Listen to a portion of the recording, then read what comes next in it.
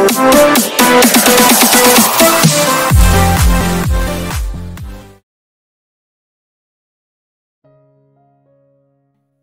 dito kitang-kita ko kung paano humulma ang isang malaking ngisi sa kanyang muka. Happy birthday po, Daddy! And this is our surprise po. May cake po, oh. Magbablow ka po. Nagbalik lang ako sa realidad nang marinig kong nagsalita si Matt na ngayon nasa gilid ko. Mukhang nagulat pa ito at natuwa nang makita ang cake sa mesa. Oh, this is for me? He asked. Yes po. We, especially Mommy, baked that for you para po maging happy ka po sa birthday mo, Daddy. Matt answered. Nakangiting naglakad ito palapit sa kung saan nakalagay ang cake, habang palipat-lipat ang tingin sa aming tatlo. Wow, Superman no? He chuckled as he pointed the Superman-designed candle. Yes po, kasi favorite ko po si Superman. Napailing na lang ako at marahang ginulong buhok ni Matt. Naman, para tuloy siyang may birthday dahil sa sinabi niya. Ang kulit naman talaga itong anak ko. Happy birthday, Daddy? I cleared my throat. Why kasi yan? Pagpaparinig ko na nagpatawa sa kanya. I know, hon. I was just joking. Halata kasing sulat kamay mo ito. And your letter Y still looks like letter G. He chuckled. Hindi na lamang ako sumagot at palihim na napasimangot. Nangungutya ba naman sa sulat kamay ko? Alam ko naman kasing pangit talaga akong sumulat, kaso napilitan lang. Saka may mas gaganda pa naman sana yan eh.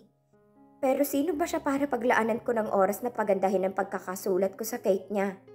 Ilang sandali pa'y saglit itong umalis at lumapit sa isang maliit na cabinet na katabi lamang ng pintuan. Pagkatapos ay bumalik din ito kaagad. Sisindihan ko na ha. Excited na kasi akong hipad ito at kumain eh. He excitedly said. At gaya nga ng sabi niya, sinindihan niya ng kandila at parang batang ipinikit ang mga mata na tila ba'y may hinihiling. Maya-maya pa'y tuluyan niya ng hinipan ng kandila, kaya nagsipalakpakan naman ang mga anak ko. He stood up straight and happily planted a kiss on the twins' forehead. After that, he got back to his position and stared at me. Thank you, he said. Damn this heart. Please calm down. I cleared my throat to compose myself. The kids planned this, not me. I defensively answered. He just nodded as if he was expecting that kind of answer from me. So let's eat this? Excited na ako, mukhang masarap eh. Kaya nga nang sabi niya, kinain na nga namin ang cake na gawa namin ng kambal. Naghapunan na rin kami dahil nag-take out kami kanina sa fast food chain bago umuwi rito. Pagkatapos namin kumain ay dinala ko ng kambal sa kanilang kwarto at pinaliguan silang dalawa. Dahil ang dudungis na naman nila buhat ng ginawa namin kanina. Pinatulog ko muna sila bago ako tuluyang umalis sa kwarto upang maglinis na rin ang katawan ko. Sinadya ko talagang bilisan ang ginagawa ko roon upang hindi ako maabutan ni Lucas roon. Pagkalabas ko ng kwarto ay mabilis din kaagad akong bumaba at nagtungo sa kusina upang magtimpla ng gatas. Lumabas ako at dumiretso sa likod bahay upang doon magpahangin. Hindi pa rin naman ako inaantok kaya rito muna ako. Sinandal ko ang sarili ko sa malamig na sandalan nitong upuan. Kasabay ng paghigop ko sa mainit na gatas. Mukhang hindi ko kakayaning makasalubong ang lalaking yun ngayon. Ewan ko ba kung bakit. Ang dami nangyari ngayong araw na ito at mukhang sapat na yung dahilan ko upang mailang sa kanya. I seriously almost forgot of me being mad at him. Kasi natakpan ng lahat ng yun ang kahihiyan. Baka kasi naisip niyang ang rupok ko. Unang-una I did tied his necktie. Tapos ngayon ginawa ko pa siya ng cake sa kaarawan niya. Aish, napapikit ako sa inis. Nakakahiya ka, Althea. Speaking of him, otomatikong nakaangat ang ulo ko nang marinig ko ang pagbubukas ng pintuan. At gaya ng naging reaksyon ko kanina, nagsimula na namang mataranta ang puso ko. Kaya mas pinili ko mag-iwas ng tingin. At wala sa sariling hinigo pang mainit kong gatas. Ah! Napasigaw ako dahil sa sakit ng labi kong napaso. Are you okay? I heard him ask as he quickly ran towards me. I'm fine, I answered. Ihipan mo muna kasi. I know, sagot ko kaagad. Ilang sandali pa'y namayani ang nakabibinging katahimikan sa pagitan namin. Kaya mas lalo lamang akong nailang. Kung kaya't mas binilisan ko na lang ang pag-inom nitong natitira kong gatas sa tasang hawak ko. Tumayo ako pagkaubos ko na yun at aalis na sana nang tawagin ako nito. Althea, hindi ko ito sinagot. Bagkus ay tiningnan ko lang ito. Can we talk? He asked. Napabuntong hininga ako bago magsalita. About what? About what? By that question, I saw him looking down as if he was composing himself. About us. He was hesitant at first but still said it. I was expecting that. But what my body's reaction confused me. Hindi ba dapat ay iinit ang ulo ko at maiinis sa kanya? Katulad ng mga nagdaang mga araw noong palagi niya pa akong kinukulit. What's with me now? Don't tell me nadadala ka na sa kabaitang ipinapakita niya, Althea.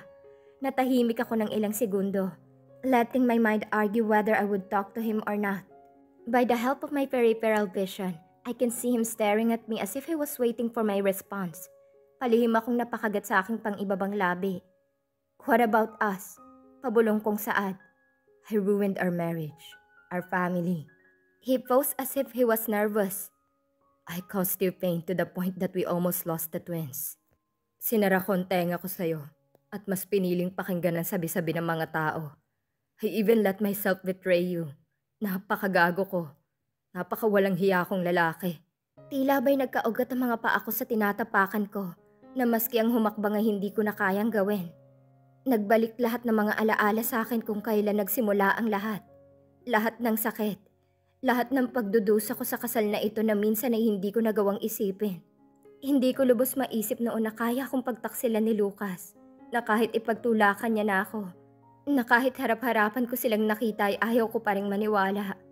Pinangahawakan ko kasi ang mga pangako niya sa akin noon. Ngunit binigo niya ako. I trusted him more than myself. But look what he did. Hindi niya ako pinagkatiwalaan the whole time na magkasama kami. That broke me. Para yung kutsilyo na paulit-ulit bumabaon sa puso ko. Kaya napahigpit ako ng hininga. I'm so sorry if I broke my promise to you, Althea. I regret everything I have done to you. Ang gago ko para saktan ka pero pwede bang manghingi sa'yo ng isa pang pagkakataon? Gusto kong bumawi, Althea. Gusto kong ayusin ang pamilya natin. Without me noticing it, a drop of tear rolled down on my right cheek. I already did. Binigay ko na sa mga anak kong ninanais nilang kumpletong pamilya. And I already gave you the chance to be the father of the twins. Na minsan hindi nila naranasan. Simula pa noong ipanganak ko sila. Finally, I spoke. But I know that you were just forced. Alam kong mabigat pa rin sa loob mong presensya ko. I want us to be okay, Althea. My forehead seized in confusion. What do you want? I already bought the kids here. Kasi alam kong gusto mong bumawi at makasama sila. What else do you want? Pasigaw kong saad. Gusto kong bumalik tayo sa dati. Without any hesitation, he answered that did shut my mouth. Hindi ako makapagsalita. Palagi niya sinasabi sa akin yan ngunit sa pagkakataong ito'y naubusan talaga ako ng salita. Wala akong makapangsalita para labanan ito. Althea, you've changed. Hindi ko na makilala ang Althea na kilala ko, na minahal ko noon. I know I was the one who caused that to you. I made you that, yet ako pa itong nagre-reklamo. But believe me, Althea, sobrang pinagsisisihan ko ang mga nagawa ko noon. Please let me fix all this mess I've done. Let me fix you. Nakatitig lang ako sa kawalan. Hindi ako naglakas loob na tingnan ito dahil pakiramdam ko'y nangihina ako. I already gave you the chance. Araw-araw kong hinihintay ang presensya mo noon. Sa kabila ng sakit, umasa pa rin ako na magpapakita ka at hihingi ng tawad o kahit sa kaarawan man lang ng mga anak ko. Pero wala eh. Umasa ako sa wala. Pinaghintay mo ng 3 taon ang pagkakataong binigay ko sa'yo. Pero sinayang mo. Hindi ko maitagong hinanakit sa boses ko. Hindi kasi katulad noong mga nagdaang linggo na sigawan lang kami ng sigawan. Iba kasi ngayon. Parang ayaw kong magalit. Parang gusto ko lang ilabas lahat ng hinanakit ko. Parang gusto kong kumawala sa kung anong bigat na nararamdaman. Althea, believe me. Sobrang nagdusa ako nang umalis kayo. Ayaw kong magpakita dahil natatakot ako na baka mas lalayo ka. I'm always watching you from afar. Pero isang araw bigla kayo lumipat ng tirahan. He replied. I just slowly shook my head as the bitter smile formed on my lips. Bakit siya matatakot? He knew how I did everything to fix our marriage. Nagawa ko pang magbakaawa sa kanya kahit harap-harapan niya na akong pinagtaksilan. At ni isa sa mga ginawa ko yun na hindi ko ikinahiya. Am I really that martyr? Oo na, martyr na akong martyr. Pero kasi sobrang nagulat lang ako sa sitwasyon namin noon. Kasi kahit isang beses ay hindi niya ako trinatong ganoon sa tagal ng aming relasyon. Kaya naisip ko na baka naninibago lang siya. Pero hindi eh. All this time hindi pala niya ako pinagkatiwalaan. Ang sakit. I composed myself before I finally faced him. He was just looking at me, and pain was vivid in his eyes.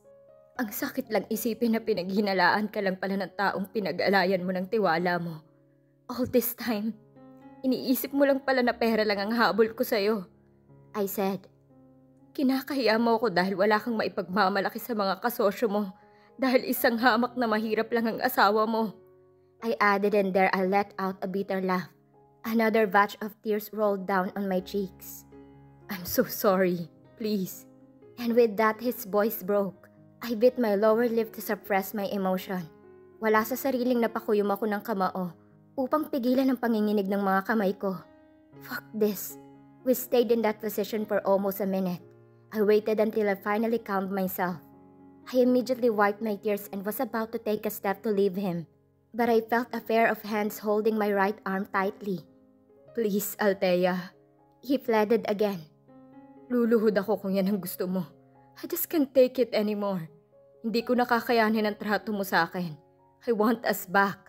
Mahal kita. I stiffened upon hearing the last thing he said. Naramdaman ko pa ang bahagyang paggalaw ng braso kong hawak-hawak niya. Sinubukan kong alisin ang pagkakahawak niya sa akin upang sana'y umalis doon. At nang sa gayon ay hindi niya ako makita ng lumuluha. But then what I saw made my heart beats even faster than earlier. He was already kneeling in front of me, crying and asking for forgiveness without letting my right arm go. His hands trembling as he started sobbing. I held my breath as I continued staring at him in pain. Bakit ka lumuhod? Am I that precious to you? To tell you hindi ako santo para luhuran mo. I said. He didn't answer me and just continued crying. I let him in that position. I waited for him to finish crying. Nagtagal kami ng mahigit 3 minuto sa posisyong yon, bago siya tuluyang kumalma. I gulped when I saw how he was having a hard time catching his breath. Doon lamang ako mabilis na kumilos at tinulungan ito sa pagtayo. Tumayo ka nga. You're over-breathing again. Nervousness was evident in my voice. He really has this thing called hyperventilation whenever he is panicking or crying too much. Naglaro na naman sa isip kong mga alaala noon. He was too happy as he saw that we both passed the licensure exam that he was already catching his breath. He even passed out. Buti na lang at naidala ka agad sa ospital. Doon lang din nalaman ng parents niya na may ganun pala siyang kondisyon. Mariin kong kinagat ang ibabang labi ko sa naisip kong yon.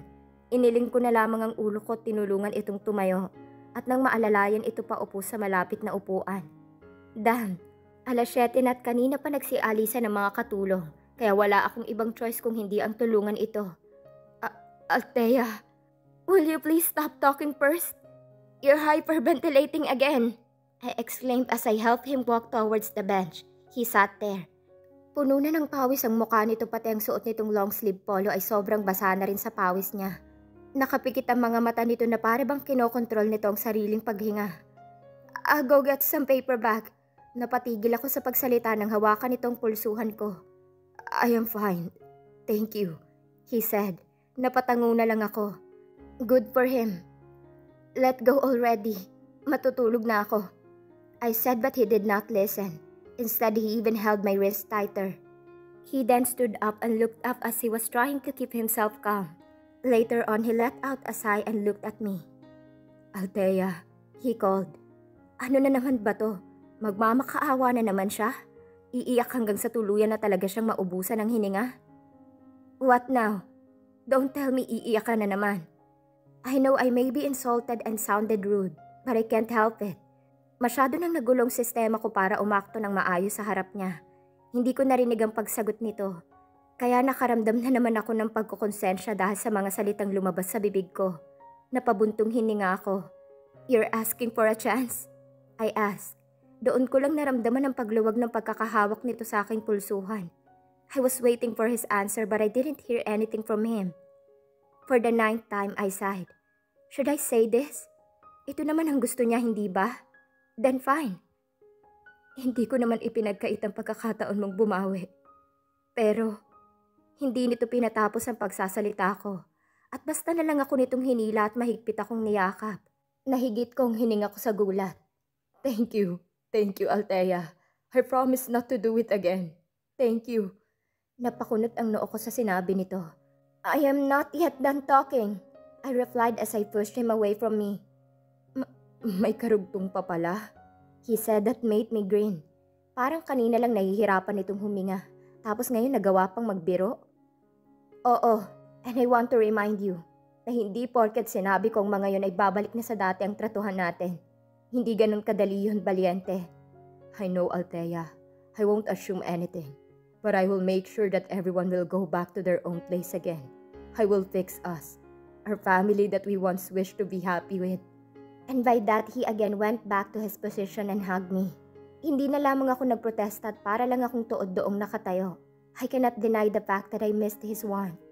Nagising ako nang marinig kong pagtunog ng alarm clock na nasa gilid ng kama. Pinatay ko kaagad yun at inaantok na kinamot ang mga mata ko. Ngunit ilang sandali pa ay napatigil ako nang maalala kong nangyari kagabi. Totoo ba yon? Hindi ba ako nananaginip?